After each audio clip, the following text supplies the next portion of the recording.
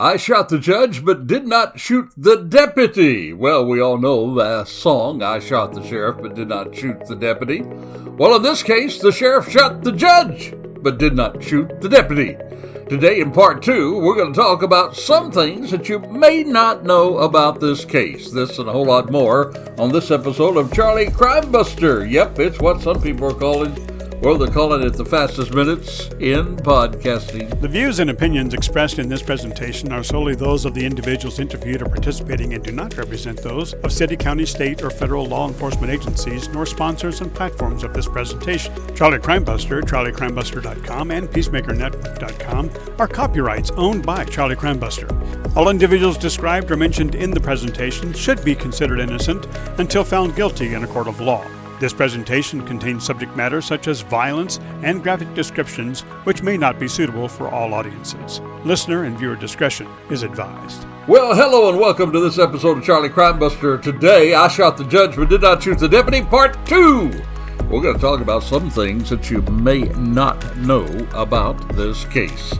But first, let me take the time to do a little house cleaning and make sure that you're aware of the fact that you can reach out to us. That's right, you can reach out with a shout out.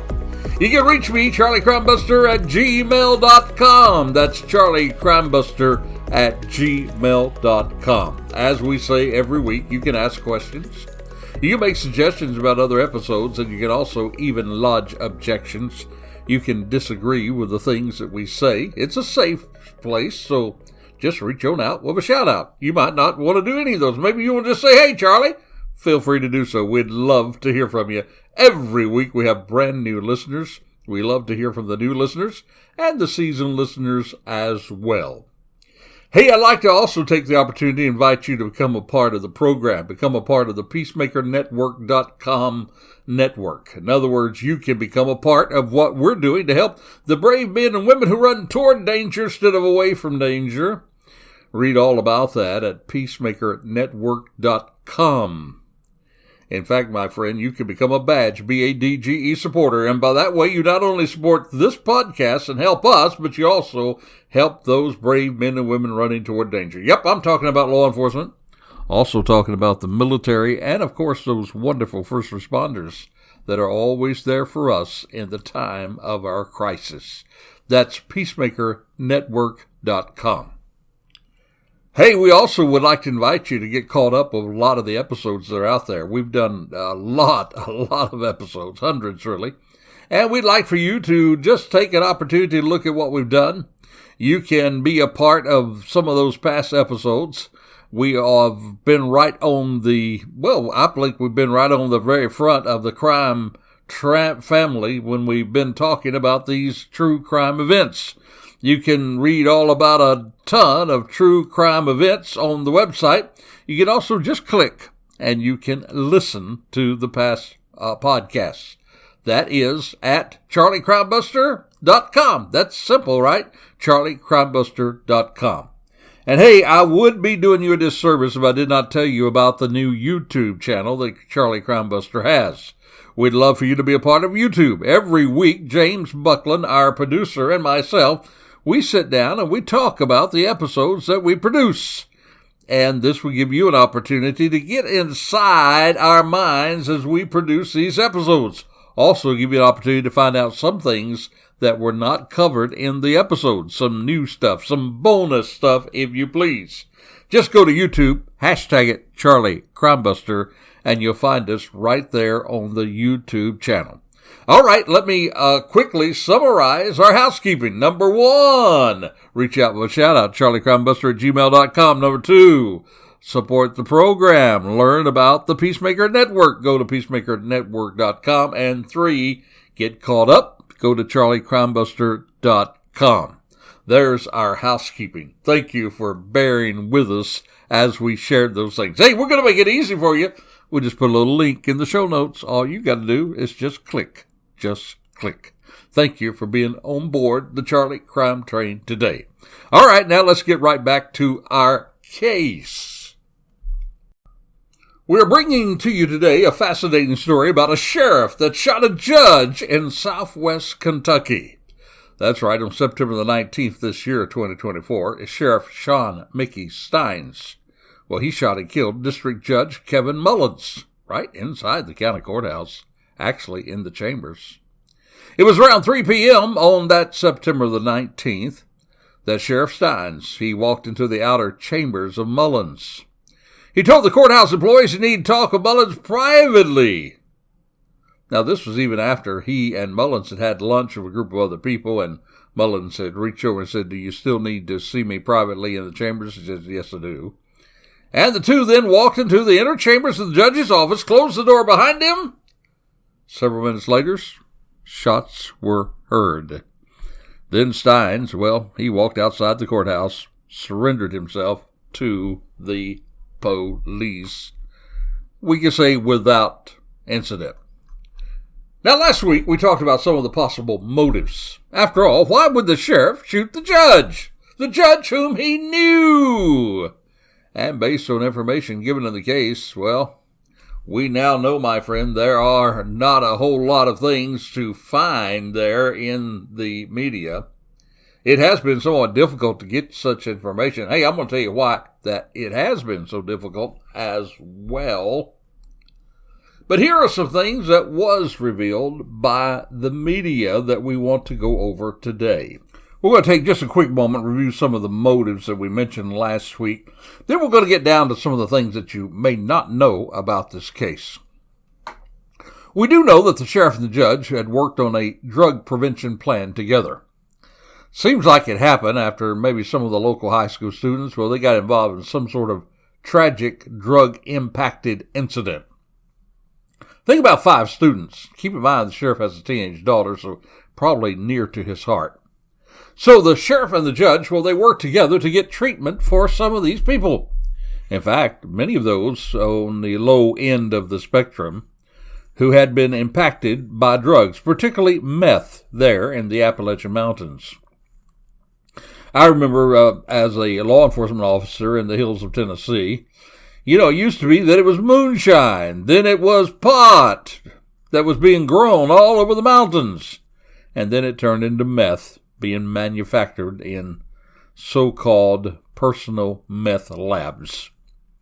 But rather than filling up the jail, well, they gave an opportunity for those caught with simple possession, talking about low level here, those caught with simple possession of such drugs, they gave them an opportunity to get treatment. And according to what we've read, quite a good number were treated and were able to break the bondage of addiction.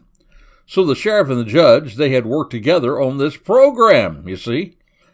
And so, my friend, also, when you have drugs, what do you also have? You have money, lots of money involved. It is usually the big money as it flows up the chain of the suppliers. So some people have asked, they have speculated, could this have been tied to the reason why the sheriff shot the judge? Was the sheriff and the judge making a dent in the drug trade there in Whitesburg, Kentucky? And hey, my friend, that's not as far out as you may imagine. In fact, there was one statement that was it's actually become public. A statement that the sheriff made when he was arrested. Well, actually made 2. One of them said, "Just treat me fair, just treat me fair." But another statement, quoted by others, was that the sheriff said, quote, unquote, "They have my wife and daughter hostage." Now, I've had a problem in my own mind with that statement. Because, you see, now we know that there's not really any evidence that's come to light that the sheriff's wife and daughter had been held hostage. So I have to ask myself, is this the sheriff's way of attempting to justify his actions before others?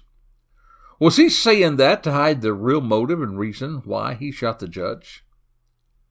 Now, here is something you and I do not know for sure. We really don't know what he meant by that statement. Did a drug cartel force the sheriff to shoot the judge?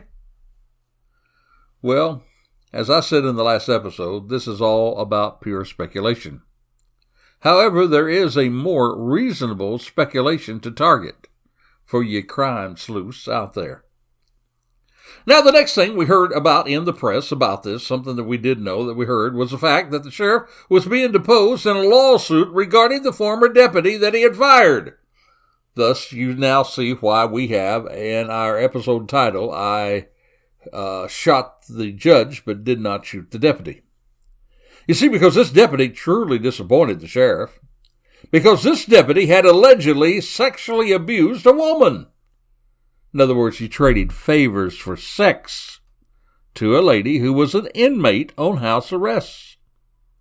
And so now we have the family or someone suing the sheriff because not that the sheriff had personally abused this person, but they felt that the sheriff did not properly train the deputy and that he did not respond correctly or timely to the issue of the deputy using his own lawful power in an unlawful way to get sexual favors.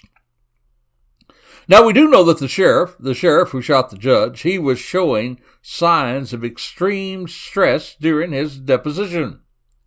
He was not behaving normally. Had even lost, reportedly, 40 pounds. Some have speculated that he might have somewhat thought that the judge was tied into the pressure that he was under. Hey, after all, the alleged abuse of this inmate on house arrest occurred in the judge's chamber, the very same judge that was shot by the sheriff, there in the very same judge's chamber. So there are those people who have been speculating that maybe this was somewhat tied to the reason why the sheriff shot the judge. Now, my friend, while that speculation's out there, I really do not see any reasonable evidence that this was the case. In fact, the reasonable speculation that we shared with you last week is the strongest. And there is some evidence that backs this particular speculation. You see, first there was a video that was showed in court. Or maybe I should say there was part of the video that was not showed in court. You see, at the sheriff's preliminary hearing, they showed a part of the video where the sheriff shot the judge, you see. So there's no question as to who shot the judge. The question is, as I've said all along, not who shot the judge, but why did he shoot the judge? After all, we know that he was disappointed in the deputy, right? We know the deputy tarnished the badge. We know the deputy brought disappointment and brought humiliation and embarrassment to the sheriff's office, but yet the sheriff did not shoot the deputy. He shot the judge. But my friend, it was what was not shown in court on that video that really gives us the evidence to look at the motive. And that was that the sheriff had attempted to contact his teenage daughter while in the judge's chamber. According to reports, first he attempted to try it on his own phone. Then, now listen carefully, he took the judge's phone, saw his own teenage daughter's number in the judge's phone, and called his daughter from the judge's phone. That was when he immediately drew his weapon and shot the judge multiple times. So, is it tied to the fact that the sheriff's teenage daughter's phone number was in the judge's phone? It does. It implies that we have to think that the sheriff had far more information to know because he had a reason to look at the judge's phone. Yeah, my friend, no way of getting around it. It implies that this middle-aged married judge may have had an appropriate and illegal relationship with the judge's teenage daughter. You see, I feel that this is the strongest motive as to why the sheriff shot the judge. That motive allegedly being that there was something going on between the judge and the sheriff's teenage daughter. So that is the motive. We shared those motives last week, but today we're going to talk about some things you may not know about this case.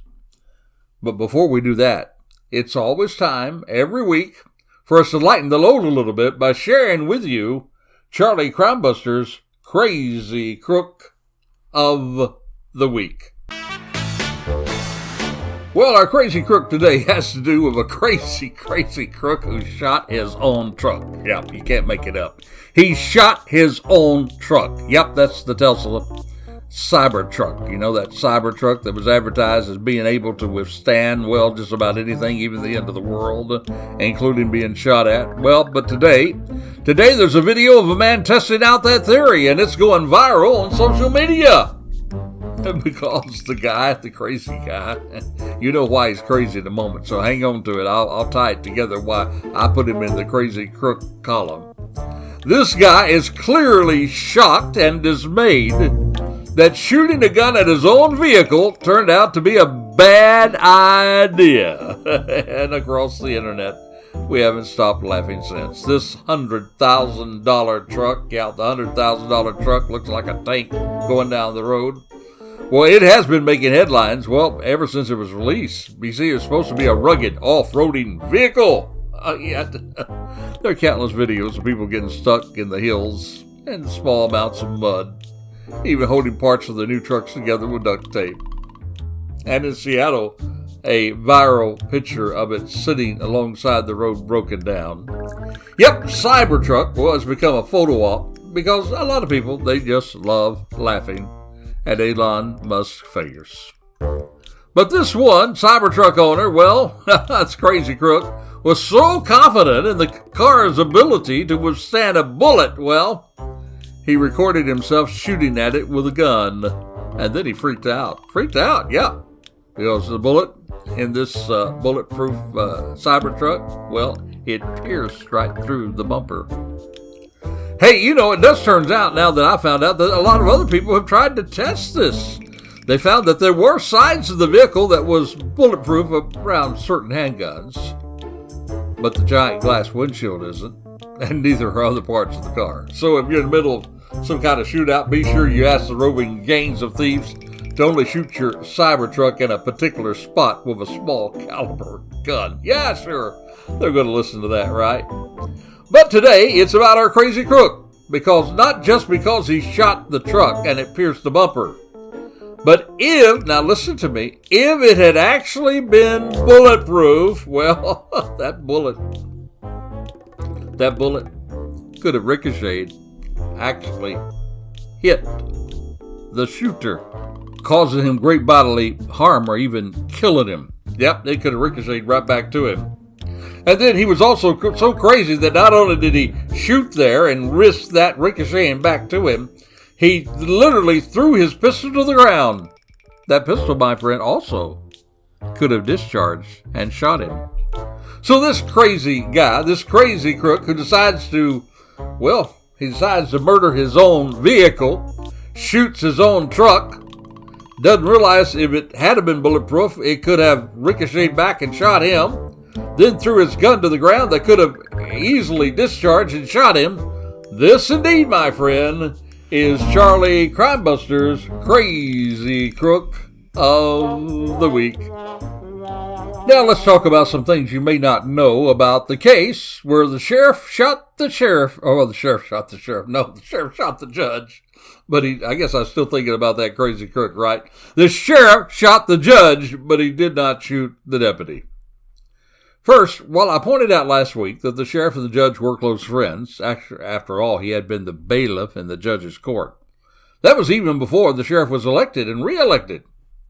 And it is in Kentucky, remember. Kentucky now, as I said last week, the sheriff department is not like the sheriff department here in Florida that I live in and other sheriff's departments across the country, where they do all the law enforcement in the county, and they do traffic, and they do everything else, investigations, and they actually even have helicopters and a whole fleet of other stuff. This sheriff department is closely tied to the courts. You see, the main function of the sheriff in Kentucky is mostly to take care of the courts. It secures the court, secures the jail, takes care of the jail, the inmates, serves the court's papers. So we do know that the sheriff was actually the bailiff there in this same courts that this terrible tragedy occurred. In other words, sheriff and the judge, they knew each other. They were close to each other. And my friend, while you know that from what we reported last week, what you may not know, that is in most child abuse cases, it's not usually a dark stranger that's the violator. It's usually a relative or close friend that is the perpetrator. Yes, please remember this. So in addition to teaching your children to be aware of the so-called stranger danger, you need to tell them also to watch out for a person they may already know, maybe even related to, that could be abusing your children. Now, that's a very sad thing to say, isn't it? But unfortunately, it's true. As an investigator in my work with the sheriff's office, well, I did investigate child sex abuse. And I got to tell you that most of my arrests, 9 out of 10, was always a relative or a close friend. So while it has not yet been proven in court, I will say to you this. While it is speculation now, even though it is strong speculation, it would not shock me, as it might others, that a well-thought-of judge, a pillar of the community, was actually engaged in conduct unbecoming with a teenager. Actually, I was being kind with that description. The legal community is not so kind. It would call this same kind of relationship sexual assault. Would call it rape if it got to that. Even if the teenager consented to sexual relations, it is illegal. You see, a teenager's brain has not formulated to the point that they can make the right kind of decisions. Add to this the power of the judge, and you have coercion to add to the mix. So this is something, my friend, that you may not know about this case.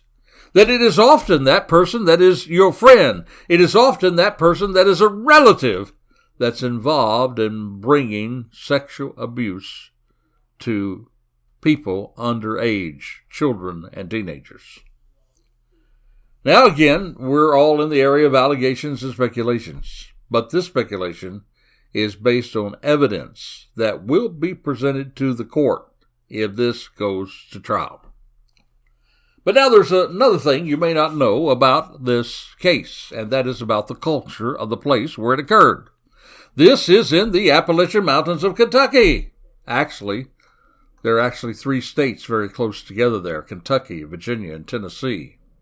These are the Appalachian Mountains. These are areas that are known for a number of things. Of course, immediately you think, oh yeah, I know all about the moonshine. I know about all of those things that you read about and all the southern talk and how people talk funny down there and all the stereotypes. But I certainly know something of this area. You see, I was raised in the hills of East Tennessee myself. As the country song says, well, my friend, I was country before country became cool. That's right. And I will tell you for a fact, my friend, that in those hills there is a very strong family tie. Yep, you stand up for your family. That's why we even read today about the Hatfields and the McCoys, a feud that stood for years with shootings and killing one another, all standing up for their families. Yes, my friend, in the hills there's pride in family, and there's an inner determination to take care of your family. And my belief is that the sheriff had this same determination when he cracked and shot the judge.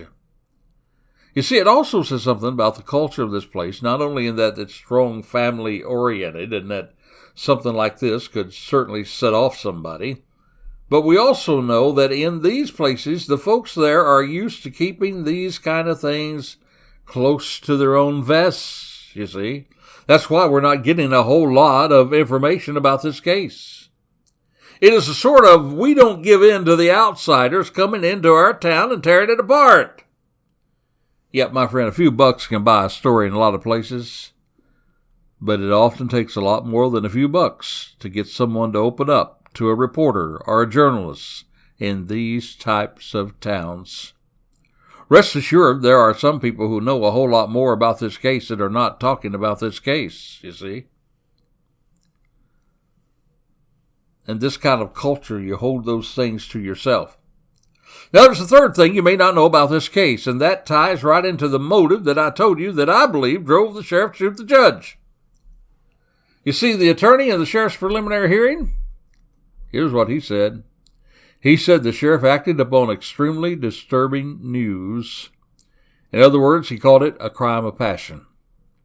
A crime of passion when he shot the judge. And what could be more disturbing to a parent than to find out that a middle-aged married judge is carrying on with your own beloved teenage daughter? That would certainly be disturbing, don't you know? And in many states, these killings are referred to as a heat of passion killings, quote, heat of passion killings. And Kentucky refers to them as killings committed under, quote, an extreme emotional disturbance. You see, it's under Kentucky's voluntary manslaughter law. An extreme emotional disturbance may have been present when there's a reasonable explanation or excuse for the offender's behavior. That's why this attorney for the sheriff stated this is not a murder charge. He said, nope, not a murder charge. It should be a voluntary manslaughter charge. And that charge, my friend, is a much lesser charge than murder. It is, again, a person committing a crime out of heartbreak or anger rather than premeditated or deliberated murder. So there, my friend, are some things that you know about this case that you may not have known before.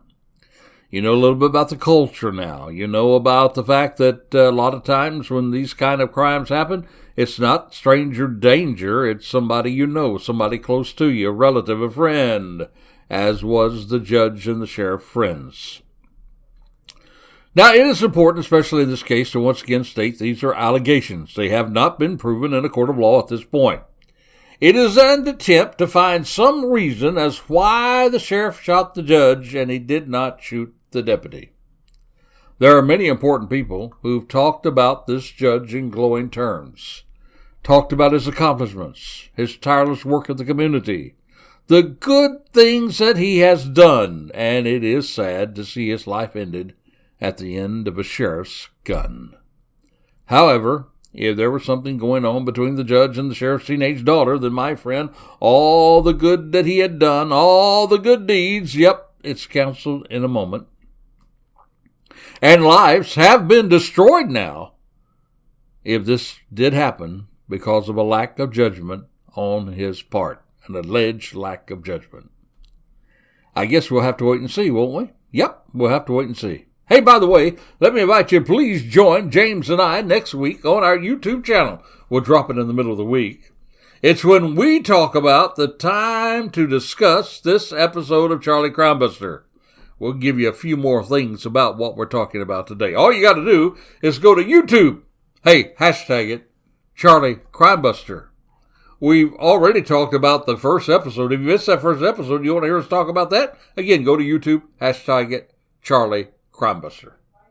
So, my friend, we always try to share lessons with you in our crime fighting episodes. So let me encourage you to make sure that you stay involved in your children's lives. Make sure you know what's going on, not to be nosy, not to just become a helicopter parent per se, but know enough to know that you can keep your children safe. That's our crime tip today. So until this time next time, this is Charlie Crime Buster reminding you, be safe, be alert, for the life you save. It could be your very own. You have been listening to Charlie Crime Buster. You can find additional podcasts at charliecrimebuster.com. You can also support our first responders, military, and law enforcement communities at peacemakernetwork.com. Or subscribe to our YouTube channel using tag @CharlieCrimeBuster. Even visit our Facebook page, facebook.com/CharlieCrimeBuster. Or if you would like to make suggestions for future podcasts, please send your ideas to charliecrimebuster@gmail.com. That's charliecrimebuster@gmail.com. Thank you for joining us today, and we hope that you will join us next week for another exciting crime story with Charlie Crime Buster.